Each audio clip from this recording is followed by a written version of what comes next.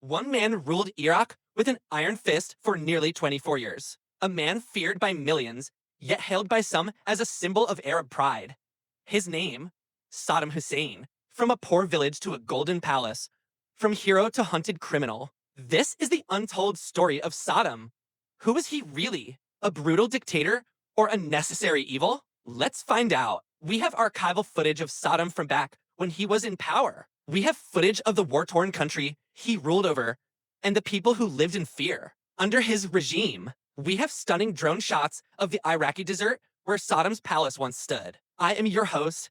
This is the untold story of Saddam. Let's begin. Early life and rise. Saddam Hussein was born in 1937 in a small mud hut in Tikrit, Iraq. He grew up in extreme poverty. His father, a farmer, had 8 children with 2 wives. When Saddam was just a baby, his father left the family, leaving them penniless and remarried. His mother soon followed, abandoning Saddam and his siblings.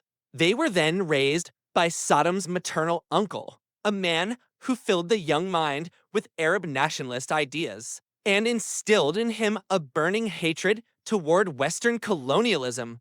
At just 20, Saddam joined the Ba'ath Party, a pan-Arab movement promoting unity and socialism among Arab nations. He quickly rose through the ranks, known for his intelligence, charisma, and ruthlessness. Saddam became the party's regional leader in Baghdad by age 26. But his real goal was much bigger than that. He wanted all of Iraq for himself. In 1959, Saddam attempted to assassinate Iraqi Prime Minister Abdul Karim Qasim. The plot failed. Saddam was shot but escaped to Egypt. There he studied law and waited for the right time to strike again.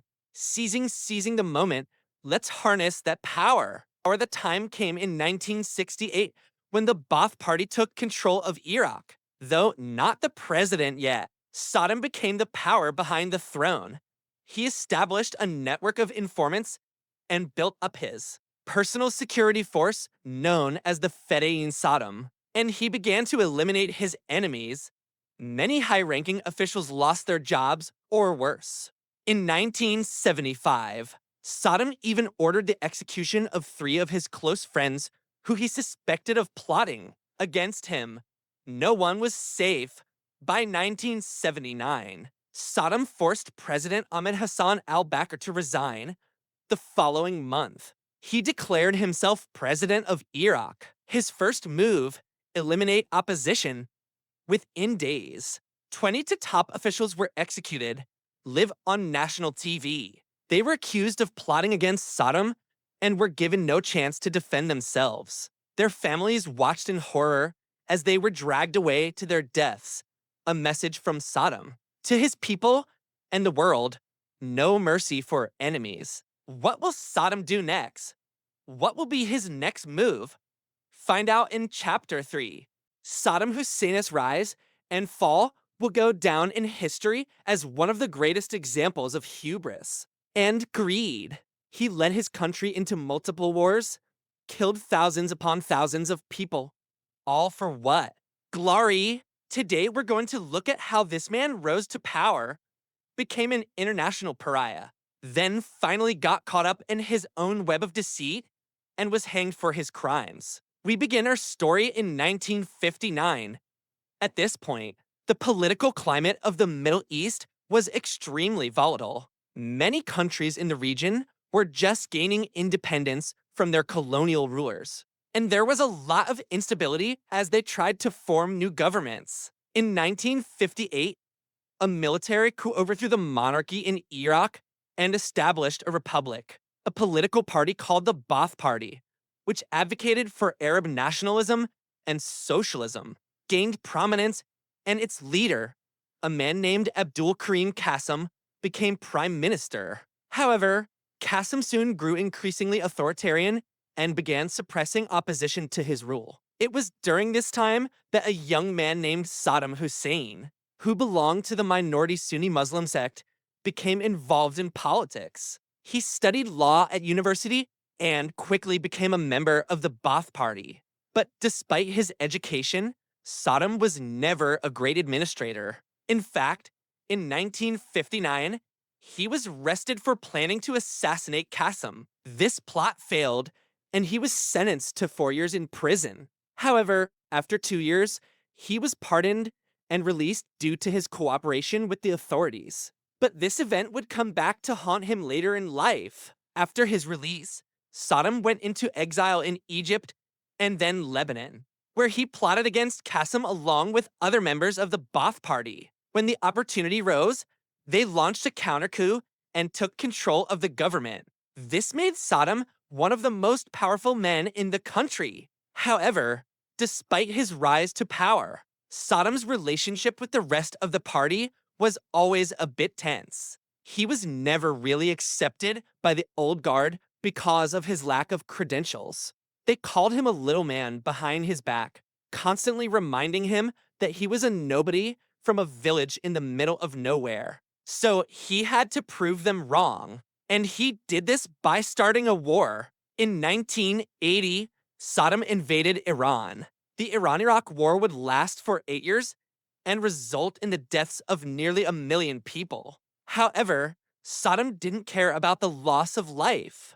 He was determined to win at all costs, and this meant using chemical weapons against Iranian troops. It wasn't just the Iranians who suffered at Saddam's hands. He also used chemical weapons against his own people. For example, in Halabia in 1988, he ordered the bombing of a Kurdish town which killed 5,000 people in one night. But the West turned a blind eye to all of this.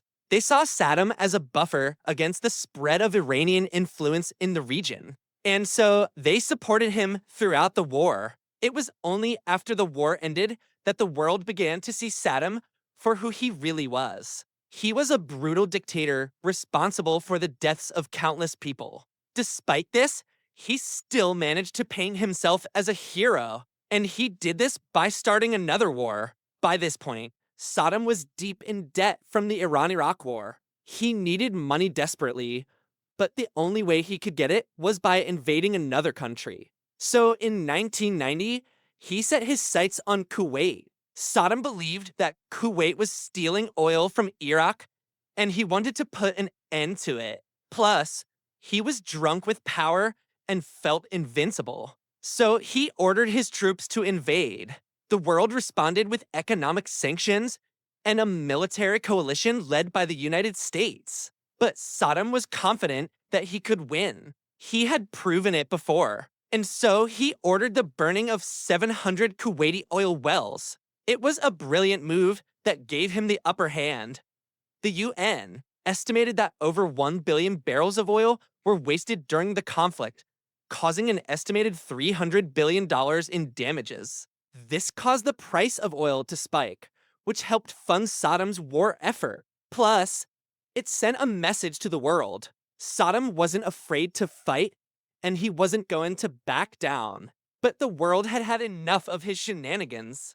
The US and its allies launched a massive air campaign that lasted for 6 weeks. They dropped over 88,000 bombs on Iraq, killing hundreds of thousands of Iraqi soldiers and civilians. And when the dust settled, it became clear that Saddam had lost. He had no choice but to retreat and lick his wounds. And that's when things started to go south for him. As the world began to rebuild after the war, they imposed sanctions on Iraq. These sanctions made it difficult for ordinary Iraqis to get food and medicine. Children began dying in the streets, and the country descended into chaos. But through all this, Saddam kept building statues of himself and his friends. He was living in a palace while his people starved. This enraged the Iraqi people, and they began to turn against their leader. But Saddam was too paranoid to listen. He thought that everyone was out to get him, including the US. He was convinced that they would try to assassinate him and take over the country. So he spent billions of dollars building bunkers and defensive structures across Iraq. But Saddam's paranoia would ultimately be his undoing, because in 2003, the US invaded Iraq. And when they didn't find any weapons of mass destruction, But they did find Saddam. Within weeks, his entire regime had collapsed, and he had no choice but to flee. For months, he hid in underground bunkers in his hometown of Tikrit. Then he went into hiding in a village north of Baghdad, where he lived in a small hut with a family. But eventually, his luck ran out. On December 13th, 2003, US forces found him hiding in a hole near Tikrit. He was dirty, disheveled, and defeated. The once mighty dictator was now a prisoner. The world watched as he was dragged out of the hole and taken away. It was a humiliating end for a man who had once ruled over a nation. But it wasn't the end. His trial began in October 2005, and it was broadcast around the world. Millions of people tuned in to watch as Saddam defended himself against charges of crimes against humanity. He claimed that he was innocent and that the charges were politically motivated. However, the judges weren't buying it. They found him guilty and sentenced him to death. On December 30th, 2006, Saddam was hanged in a prison near Baghdad. In his final moments, he said, "Down with the traitors. Long live Iraq." Today, Saddam's legacy is a complicated one. To some, he was a brutal tyrant who plunged his country into chaos and killed thousands of innocent people. To others, he was a hero who resisted Western imperialism and stood up for Arab nationalism. Was Iraq safer under his rule? Did his removal bring peace or just chaos? The truth lies somewhere in between these two extremes. What is certain is that Saddam Hussein changed the course of Iraq's history forever. Whether he was a hero or a villain is up to each individual to decide. Thank you for watching, and I'll see you in the next video. What are your thoughts? Let me know in the comments below. Don't forget to like, share, and subscribe for more.